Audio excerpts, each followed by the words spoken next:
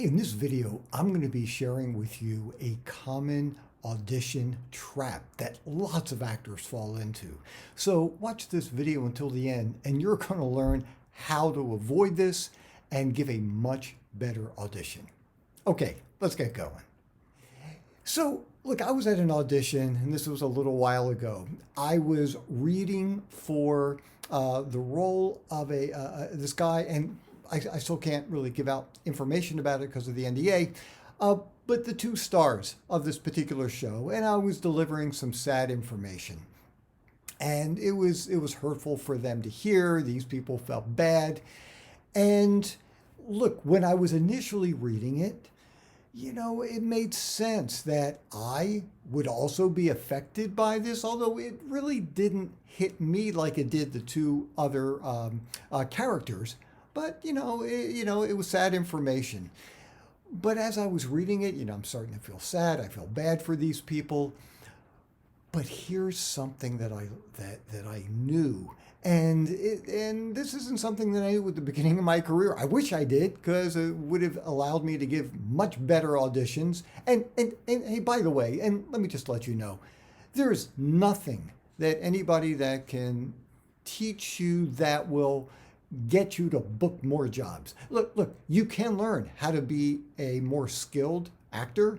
You can learn how to audition better, smarter, give better performances at your audition. But ultimately, just to be very honest with you, the decision making of who gets booked, who gets the role, is completely out of our control.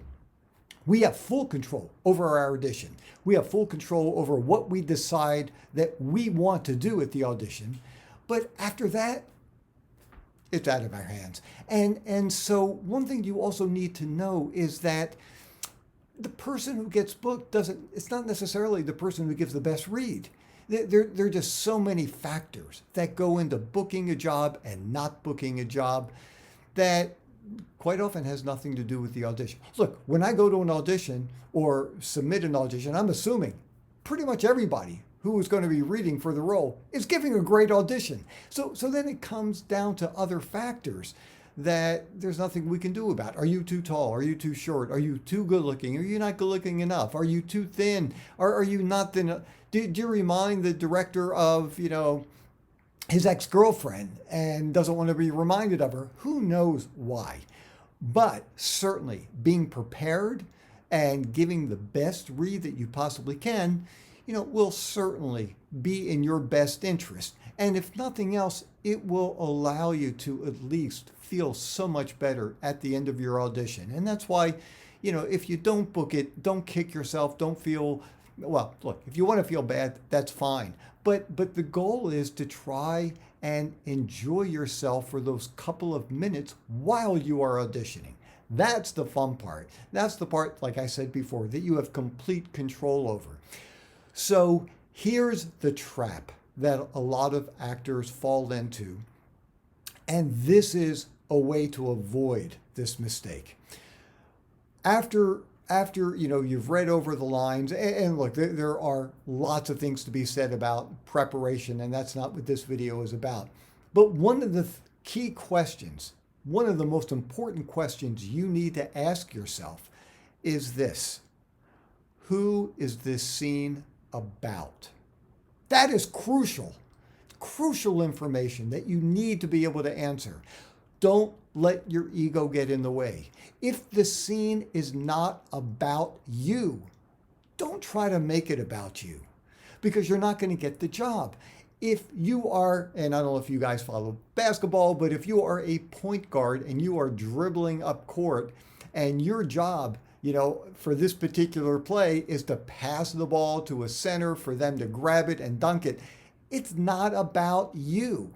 So in that situation, make the lob to the center or the forward and have them dunk the ball. So if the scene is really about, like in my situation, it was about the two other stars of this particular show. It wasn't about me, it's about them. I am sure that as I was delivering the lines to them, the camera is pulling in to them, getting close-ups of their reaction. So when you keep that in mind, don't try to make the focus on you. And by the way, once again, another little side note here, you know, even if you don't book the audition, if you do give a read that is interesting, that is believable, that is the best way to get another audition with this casting director, whether it's with this project or some project in the future. And that happens to me all the time, where I might not book the job. Matter of fact, most of the time I don't book the job, to be perfectly honest with you. Most actors don't book the job that they're auditioning for. But if they give an interesting read, then that will give them a greater opportunity to get called back for either another a role for that show, or maybe something completely different because the casting director liked what you did. So what I made sure that I did in the scene was, yeah, I was feeling a little emotional, but you know, I knew that it was really, it was about other people, and I made sure that I made that pass so that the two stars of the show could grab it and dunk it because it was about them.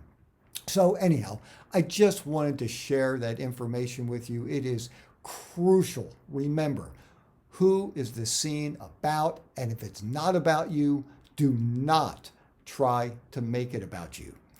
Okay, I hope this was helpful. Don't forget, if you haven't subscribed, click the subscribe button, click the notification bell. If you like it, please give it a thumbs up.